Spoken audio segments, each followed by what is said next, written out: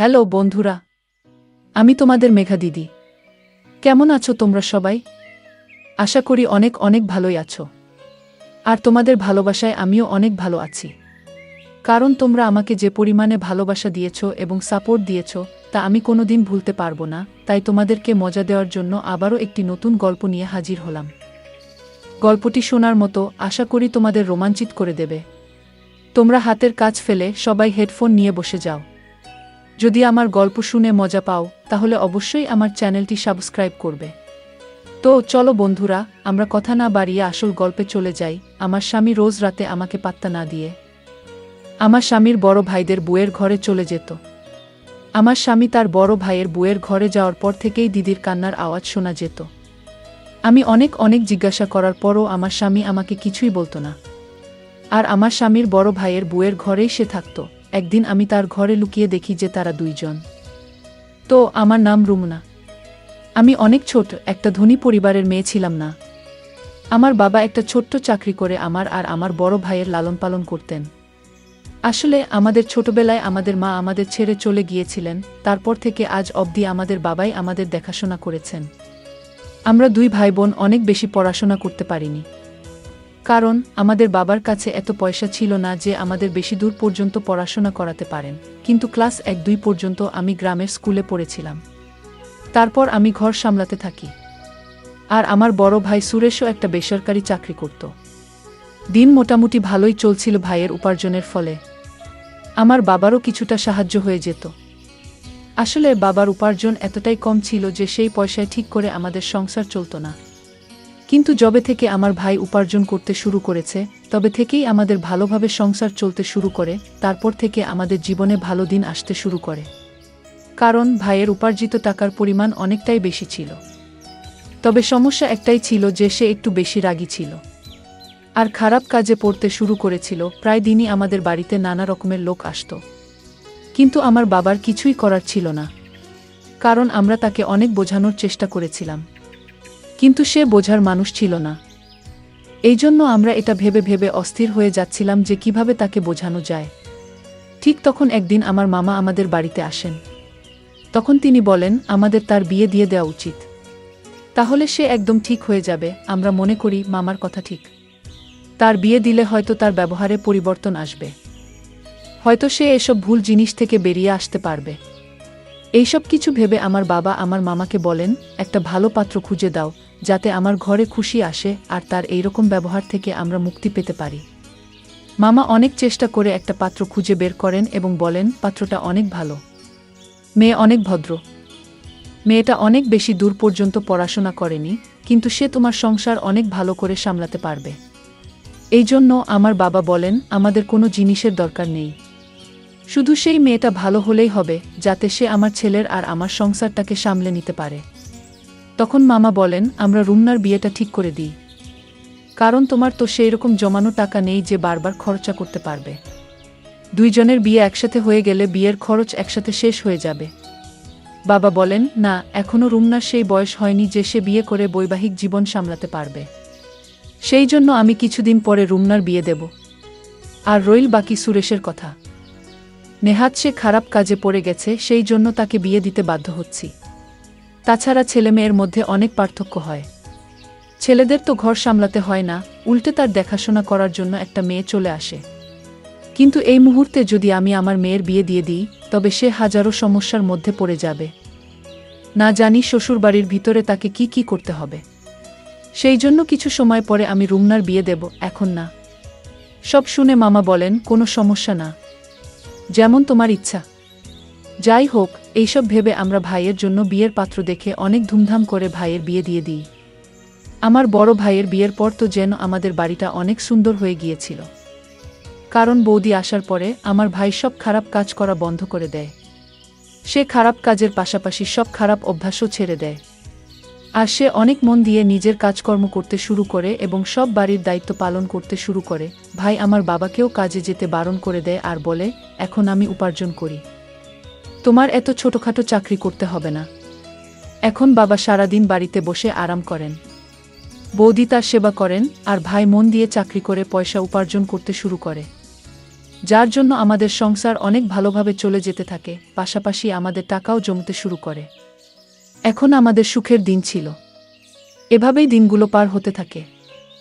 আস্তে আস্তে আমার আর বৌদির মধ্যে এত ভালো সম্পর্ক তৈরি হয়ে যায় যে আমরা বৌদি আর আমি কম, একে অপরের বোন বেশি ছিলাম। আমি সব কথা আমার বৌদিকে বলতাম, আর বৌদি আমাকে নিজের সবথেকে ভালো বন্ধু মনে করত। সে তার নিজের সব ছোট বড় কথা আমাকে বলতো। আর সে বলতো, তুমি তো আমার নিজের ছোট বোনের মতো। আমার আর বৌদির এত ভালো সম্পর্ক দেখে বাবা আর ভাই অনেক খুশি হতো। হয়তো আমার বৌদি আমার বাবা ভাইয়ের এত ভালোবাসা পেয়ে সে তার বাবার বাড়িতেও যেতে চাইত না। আমি মাঝে মাঝে ভাবতাম, এ কেমন মেয়ে যে বাবার বাড়ি থাকার চেয়ে শ্বশুর বাড়িতে থাকতে বেশি পছন্দ করে। হ্যাঁ, এটাই আমার বৌদি ছিল। সে এইরকমই। হয়তো সে এখানে বাবার বাড়ির থেকে বেশি ভালোবাসা পেত। সেই জন্যই সে তার বাবার বাড়িতে যেতে চাইত না। তাছাড়া তার সাথে এমন ব্যবহার করতে আমারও ভালো মনে হতো। আর তাছাড়া আমার বাবা আমাদের সবসময় বোঝাতেন, যেমন কর্ম করবে তেমনই ফল পাবে। আর যদি তুমি তোমার বৌদির সাথে ভালো ব্যবহার করো, তাহলে পরবর্তীকালে তুমিও শ্বশুরবাড়িতে গিয়ে ভালোভাবে থাকতে পারবে। এইভাবেই আমি সবার সাথে মিলেমিশে থাকতাম। এখন আমার মামা আবার আমাদের বাড়িতে এসে বললেন, এখন তো আর কোনো সমস্যা নেই। সুরেশের বিয়ে হয়েছে, অনেক দিন হয়ে গেছে। এখন আমাদের রুমনার জন্য পাত্র দেখা উচিত, কারণ এখন রুমনার বিয়ের বয়স হয়ে গেছে। তখন আমার বাবা বললেন, এখন আমার রুমনার বিয়ে দিতে কোনো অসুবিধা নেই, কারণ আমার ছেলে ঘর সামলে নিয়েছে, আর আমার সেবা করার জন্য আমার মেয়ের মতো একটা বউ এনেছে। এখন রুমনার জন্য একটা ভালো ছেলে খুঁজতে হবে। তখন বাবা মামাকে বলেন, তোমার কাছে যদি কোনো ভালো পাত্র থাকে তবে তুমি বল। তাছাড়া আমার ছেলের জন্য তো তুমি পাত্র খুঁজে বের করেছিলে, আর পাত্রটা এত ভালো যে আমি আজও তার গুণগান করি। এই জন্য তুমি একটা ভালো পাত্র খুঁজে দাও। তখন মামা বললেন, খোঁজার কি দরকার আছে? আমার বন্ধুর ছেলেই তো আছে। তারা দুই ভাই, বাড়িতে মা বাবা আর দুই ভাই মিলিয়ে মোট 4 জন থাকে। ছোট ছেলে একটা বড় কোম্পানিতে ভালো মাইনের চাকরি করে, আর তার বড় ভাইও একটা ভালো চাকরি করে। আসলে তার বড় ভাইয়ের বিয়ে আগে থেকেই ঠিক হয়ে আছে। এজন্য ছোট ছেলের জন্য পাত্র খোঁজা হচ্ছে। ছোট ছেলের জন্য ভালো মেয়ে খুঁজে পাওয়া গেলে দুই ভাইয়ের একসাথে বিয়ে দিয়ে দেবে। সেজন্য তারা আমাকে পাত্রের জন্য বলেছে। তাই আমি রুমনার কথা তাদেরকে বলেছি। সেই জন্য আমার মনে হলো তোমার থেকে অনুমতি নেওয়া উচিত। বাবা বললেন, এতে মতো নেওয়ার কি দরকার আছে? তোমার যখন ইচ্ছা ছেলের বাড়ির লোকদের ডাকতে পারো, আমরা তৈরি আছি। মামা বললেন, ঠিক আছে, তবে কালকে ডেকে নেব। পরের দিন আমার স্বামী তার কিছু বন্ধুদের নিয়ে আমাদের বাড়িতে আমার জন্য পাত্র দেখতে আসে। আমার স্বামীর নাম ছিল রমেশ। রমেশকে দেখতে অনেক সুন্দর ছিল, আর ভালো পোশাক পরার জন্য তাকে আরও বেশি সুন্দর দেখাচ্ছিল। রমেশকে দেখে তো আমার হুঁশ উড়ে গেল। আমি বুঝতেই পারছিলাম না যে এত সুন্দর ছেলে আমাকে পছন্দ করবে কিনা। কিন্তু যখন নিজেদের মধ্যে কথা বলার জন্য আমাদের দুইজনকে একা জায়গা ছেড়ে দেওয়া হয়, তখন রমেশের কথা আমার মন ছুঁয়ে যায়। রমেশ এত মিষ্টি করে, এত ভালোভাবে কথা বলছিল যে মনে মনে আমি তাকে নিজের স্বামী হিসেবে স্বীকার করে নিয়েছিলাম। পাশাপাশি ভগবানের কাছে প্রার্থনা করছিলাম যেন কোনো রকমে আমাদের বিয়েটা হয়ে যায়, কারণ প্রতিটা মেয়েরই একটা স্বপ্ন থাকে যে তার স্বামী দেখতে সুন্দর হবে, ভদ্র হবে। আর এই সমস্ত গুণই রমেশের মধ্যে ছিল। আমি কি করে তাকে ছেড়ে দিই? তখন ভাবলাম, যদি আমার ভাগ্যে রমেশ থাকে তো নিশ্চয়ই তার সাথে আমার বিয়ে হবে। যাই হোক, তারা আমাকে দেখে বাড়ি চলে যায়। কিছুদিন পরে ফোন করে জানায় যে আমাকে তাদের অনেক পছন্দ হয়েছে। এইভাবেই আমাদের বিয়ে ঠিক হয়ে যায়। আমি আর রমেশ ফোনে কথা বলতে শুরু করি। এইভাবেই দিনগুলো কাটতে থাকে। রমেশের সাথে কথা বলতে আমার একটুও ভয় হতো না। আমি পুরোপুরি রমেশকে ভালোবেসে ফেলেছিলাম। এইভাবেই আমাদের বিয়ের দিন আসতে থাকে। আমাদের বাড়িতে আত্মীয়রা আসতে শুরু করে। আমার বড় ভাই বিয়ের দায়িত্ব অনেক ভালোভাবে সামলে নিচ্ছিল। সে কোনো জিনিসের অভাব রাখেনি, এত সুন্দর পরিবেশ তৈরি করেছিল, দেখে মনে হচ্ছিল মেয়ে নয় যেন ছেলের বিয়ে হচ্ছে। আমার বাবা আর ভাই আমার বিয়ে নিয়ে অনেক খুশি ছিল। বাবা বলল, আমি কখনো চাই না যে রুমনার এটা মনে হোক যে তার মা থাকলে আরও ভালো করে বিয়ে হতো। কিন্তু মায়ের অভাব তো সে চাইলেও পূরণ করতে পারবে না। তবে বাবা আমার জন্য এত কিছু করছিল যে আমি তার ঋণ কোনোদিন শোধ করতে পারব না। কিন্তু এত আত্মীয় স্বজনের ভিডিও, মায়ের কথা আমার অনেক বেশি করে মনে পড়ছিল। আমি কাউকে বুঝতে দিইনি, কারণ আমি চাইনি যে সবার মন খারাপ হোক বা তারা অকারণেই চিন্তিত হয়ে পড়ুক। এজন্য সবার সামনে সবসময় হাসি খুশি থাকতাম, যাতে কেউ বুঝতে না পারে যে মায়ের কথা আমার খুব মনে পড়ছে। এইভাবে বিয়ের দিন চলে এলো, আমার রমেশের সাথে অনেক ভালোভাবে বিয়ে হয়ে গেল। আমি নিজের বাবার বাড়ি থেকে বিদায় নিয়ে শ্বশুরবাড়ি চলে গেলাম, অনেক আশা নিয়ে শ্বশুরবাড়িতে যাই। আমাকে খুব ভালোভাবে গৃহপ্রবেশ করানো হয়। অনেক নিয়ম পালন করার পর আমাকে কিছু মেয়েদের মাঝখানে বসানো হলো। তারা রমেশের গুণগান করছিল, তাদের কথা শুনে আমার খুব ভালো লাগছিল। কারণ এতদিন ধরে আমি নিজেও রমেশের মধ্যে এই গুণগুলো দেখেছি। আমি তখন শুধু অধীর আগ্রহে অপেক্ষা করছিলাম কখন রমেশের সাথে সময় কাটাব। অনেক অল্প সময়ের মধ্যেই আমাকে রমেশের ঘরে বসানো হলো। কিছুক্ষণের মধ্যেই রমেশ ঘরে এলো। তার আসার পরে আমরা নিজেদের মধ্যে কিছুক্ষণ কথা বলি। তারপর আমাদের নতুন জীবন শুরু হয়।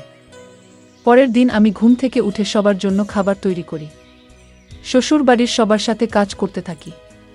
আমি রমেশের বর দিদির সাথেও অনেক ভালোভাবে মিশে গিয়েছিলাম। আসলে রমেশের বিয়ের দিন তার বড় ভাইয়েরও বিয়ে হয়েছিল। আমাদের দুইজনকে একসাথে গৃহপ্রবেশ করানো হয়েছিল। আমাদের দুইজনেরই আজ এই বাড়িতে প্রথম দিন ছিল। আমরা দুজনে মিলে একসাথে মিষ্টি বানালাম আর সবার মন জয় করে নিলাম। আমি এখন আমার স্বামীর বড় ভাইয়ের বুদিকে নিজের বড় দিদির মতো মানতে শুরু করেছিলাম। আমি তার সেবাও করতাম।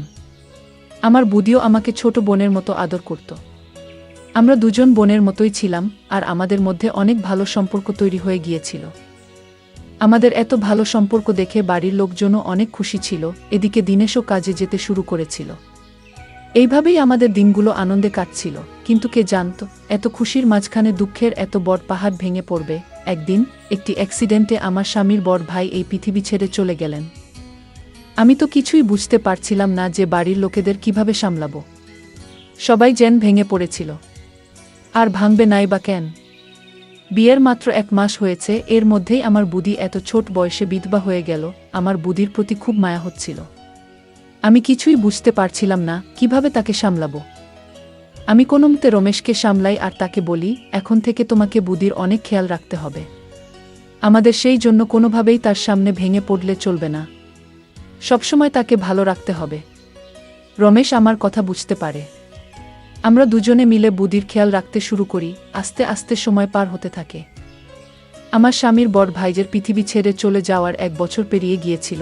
বাড়ির সবাই বলছিল যে বিয়ের মাত্র 1 মাসের মধ্যে বুদির জীবন শেষ হয়ে গেছে। তার জীবন তো শুরু হওয়ার আগেই থেমে গেল। তাই সবাই মিলে ঠিক করল বুদির আবার বিয়ে দেওয়া হবে, যাতে তার ভবিষ্যৎ জীবন সুখের হয়। বেচারির না কোনো সন্তান ছিল আর না স্বামী। সে একা কিভাবে এত বড় জীবন পার করবে? কিন্তু বুদি বলল, আমি যখন থেকে এই বাড়িতে এসেছি তখন থেকেই আমি আমার স্বামীকে কথা দিয়েছিলাম, যতদিন বাঁচব এই বাড়ির বউ হয়েই থাকব। আমি আমার এই কথা সারা জীবন পালন করব, তাতে আমার সন্তান থাকুক বা না থাকুক। যখন রমেশ আর তোমার সন্তান হবে তখন আমি তাকে নিজের সন্তানের মতো আদর করব, ভালোবাসব। সেই হবে আমার জীবনের অবলম্বন। আমার বুদির এরকম কথা শুনে আমি খুব খুশি হই। তখন আমি আর রমেশ একটা প্ল্যান করি যে আমাদের প্রথম সন্তান বুদিকেই দেব। সে যেন তাকে নিজের সন্তানের মতো মানুষ করতে পারে আর তার সাথে সারা জীবন কাটিয়ে দিতে পারে। এই ভেবেই আমরা শান্তিতে থাকতে শুরু করি। কিন্তু এই কিছুদিন ধরে আমার সামনে অদ্ভুত অদ্ভুত দৃশ্য আসতে শুরু করে। আসলে আমার স্বামী সন্ধে হলেই আমার কাছে না এসে বুদির ঘরে যেত। আমার স্বামী তার ঘরে যেতেই আমি শুনতে পেতাম বুদির ঘর থেকে অনেক আওয়াজ আসছে। এমন মনে হতো যেন বুদি কাঁদছে। আমি এটা কিছুতেই বুঝতে পারতাম না যে রমেশ আমার বড় দিদির ঘরে গিয়ে তার সাথে কি করে। আমাকে এড়িয়ে আমার স্বামী আমার বড় দিদির ঘরে যেতই বা কেন? আমি কিছুটা তো আন্দাজ করতেই পেরেছিলাম যে কি হতে পারে। অফিস থেকে ফিরেই সে বড় দিদির ঘরে চলে যেত আর সারারাত তার ঘরেই থাকত। আমি যখনই এই ব্যাপারে রমেশের সাথে কোনো কথা বলার চেষ্টা করতাম তখনই রমেশ এড়িয়ে যেত। এখন আমার মধ্যে অন্যরকম চিন্তা আসতে থাকে যে আসলে হচ্ছেটা কি? রমেশ তার বৌদির ঘরে এমন কি করে? আর রমেশের যাওয়ার পর আমার বড় দিদি এত আওয়াজ কেন করে? আমি চেয়েও কিছু বুঝতে পারতাম না। আমি এই ব্যাপারে আমার বড় দিদিকে জিজ্ঞাসা করি, কিন্তু সেও কিছু বলে না। আমি বুঝতে পারছিলাম না যে আমি কি করে এদের রহস্য জানতে পারব। আমার এখন সন্দেহ হতে শুরু করে যে নিশ্চয়ই তাদের মধ্যে কিছু একটা চলছে। তা না হলে রমেশ আমাকে কেন এড়িয়ে আমার স্বামীর বড় ভাইদের বউয়ের ঘরে যাবে? যদি এমন কিছুই হয়ে থাকে তবে রমেশের উচিত আমার সাথে এসে কথা বলা। কিন্তু রমেশ আমাকে কোনো কিছু বলতে চাইছিল না, তার জন্য আমি একদিন ভাবলাম যে আমি ঘরের মধ্যে লুকিয়ে যাই, যাতে জানতে পারি আসল রহস্যটা কী। তাহলে কোনটা সত্যি আর কোনটা মিথ্যে প্রমাণ হয়ে যাবে। যদি সত্যি এরকম কোনো কথা থেকে থাকে, তবে আমি তাদের নিয়ে সবার সামনে যাব। আমি রোজ রোজ আর এসব সহযোগ করতে পারছিলাম না। এইসব ভেবে একদিন আমি তার ঘরে লুকিয়ে বসে রইলাম। কিছুক্ষণ পর তারা যখন ঘরে এলো, তারপর আমি যা দেখলাম সেটা দেখে আমার মনটা কেঁপে উঠল। আমি দেখলাম যে আমার স্বামীর বড় ভাইয়ের বউ আমার স্বামীর বড় ভাইয়ের ছবি হাতে নিয়ে কাঁদছিল। তখন রমেশ তাকে আস্তে আস্তে সামলানোর চেষ্টা করছিল। আমি কিছু বুঝতে না পেরে হঠাৎ ঘরের মধ্যে থেকে বাইরে বেরিয়ে আসি। আমাদের হঠাৎ সেখানে দেখে তারা অবাক হয়ে ওঠে। তখন রমেশ বলে, তুমি এখানে লুকিয়ে কি করছো? তখন আমি বলি, আমি জানতে চাইতাম যে আসলে তোমাদের মধ্যে কি চলছে। তখন রমেশ আমার কথায় রেগে গিয়ে বলল, তুমি সত্যি জানতে চাও তো তাহলে শোনো। আসলে আমার বড় ভাইয়ের অ্যাক্সিডেন্ট তোমার ভাই করিয়েছে। কারণ সে আমার বৌদিকে অনেক আগে থেকে ভালোবাসতে পছন্দ করত। আর তার সাথে বৌদির বিয়ে না হওয়ায় তার রাগ অনেক সীমায় পৌঁছে যায়। আর যখন আমার বড় ভাইয়ের সাথে বৌদির বিয়ে হলো, তখন তোমার ভাই আমার বড় ভাইয়ের অ্যাক্সিডেন্ট করিয়ে দেয়া। আর প্রতিদিন আমার বৌদিকে বিরক্ত করতে শুরু করে। যখন রমেশ আমার ভাইয়ের করা সব অন্যায়ের কথা বলে, সেগুলো শুনে তো আমি বিশ্বাসই করতে পারছিলাম না। আমি অনেক ভেঙে গিয়েছিলাম। রমেশ আমাকে সামলে বলে, আমরা তোমাকে এই জন্য বলিনি যাতে তুমি কোনো রকম কষ্ট না পাও। আমরা এটা আগে থেকেই জানতাম। আমি রোজ রাতে ওই জন্য বৌদিকে বোঝাতে আসতাম, যে কোনোভাবে যেন রুমুনা এইসব কথা না জানতে পারে। আর এই ব্যাপারটাকে আমরা যে কোনোভাবে মিটিয়ে নিতে চাইতাম। আমরা চাইতাম যে তোমার ভাই নিজে থেকে বুঝতে পারে, কারণ দুই পরিবারের সম্পর্ক আমি কোনোভাবেই নষ্ট হতে দিতে চাইতাম না। রাগ আমারও হতো, সে আমার বড় ভাইকে শেষ করে ফেলেছিল। কিন্তু আমি তোমার মুখের দিকে তাকিয়ে কোনো কথা বলিনি। যখন এইসব কথা আমার সামনে এলো, তখন আমার মনটা কেঁপে উঠল। আমি চেয়েও আমার চোখের পানি আটকাতে পারিনি। আমি তো ভেবেছিলাম যে আমার ভাই ঠিক হয়ে গেছে, কিন্তু সে তো এত বড় কাজ ঘটিয়ে ফেলেছিল। আমি রমেশকে বললাম, তুমি তাকে শাস্তি দেবে কিনা এটা তোমার ব্যাপার, কিন্তু আমি তো তাকে সাজা দিয়ে ছাড়ব। যখন এইসব কথা আমি বাড়িতে জানাই, তখন তারা পুলিশকে ফোন করে। আর পুলিশ এসে তাকে গ্রেফতার করে নিয়ে যায়। আমি সৃষ্টিকর্তাকে অশেষ ধন্যবাদ জানাচ্ছিলাম যে তিনি আমাকে এমন একজন স্বামী দিয়েছেন, যে সব সময় আমাকে বোঝায়, আমাকে সামলে রাখে। আমি তো শুধু শুধু তার উপর সন্দেহ করছিলাম। কিন্তু সে তো আমার জন্য নিজের বড় ভাইয়ের অপরাধীকেও ছেড়ে দিয়েছিল। আমি রমেশের হাত ধরে তার কাছে ক্ষমা চাই, আর আমার স্বামীর বড় ভাইয়ের বউয়ের কাছেও ক্ষমা চাই। তখন আমার বড় দিদি বলে, যা হবার তা হয়ে গেছে। আমরা তোমাকে কথাগুলো জানাতে চাইনি, সেই জন্য রমেশ আমার ঘরে এসে আমাকে সান্ত্বনা দিত। আমরা চাইছিলাম না যে তোমার কোনো সমস্যা হোক, কারণ যখন তুমি জানবে যে এসবের পিছনে তোমার ভাইয়ের হাত আছে, তখন তুমি অনেক দুঃখ পাবে। এটা আমরা অনেক ভালো করেই জানতাম। আমি আমার স্বামীর বড় ভাইয়ের বুকে ধরে কাঁদতে থাকি। তখন রমেশ বলে, তুমি ঘাবড়ে যেও না। আমি রমেশের দিকে তাকিয়ে ভাবতে থাকি, এত ভালো স্বামী যে আমাকে সবসময় সমস্যা থেকে বাঁচায়। আর আমি কি করে তাকে সন্দেহ করলাম, এখন আমার নিজের উপরও লজ্জা পাই। আর আমি রমেশ আর আমার স্বামীর বড় ভাইয়ের বউয়ের চোখের দিকেও তাকাতে পারছিলাম না লজ্জায়। বন্ধুরা, আজকের ভিডিওটা এখানেই শেষ করলাম। অনেক কষ্ট করে ভিডিওটি আপনাদের জন্য বানিয়েছি। যদি ভিডিওটি আপনাদের ভালো লেগে থাকে, তাহলে একটা লাইক করবেন এবং চ্যানেলটি অবশ্যই সাবস্ক্রাইব করবেন। এই আশা ব্যক্ত রেখে আপনাদের কাছ থেকে বিদায় নিচ্ছি। দেখা হবে আগামীকালের নতুন কোনো ভিডিওতে।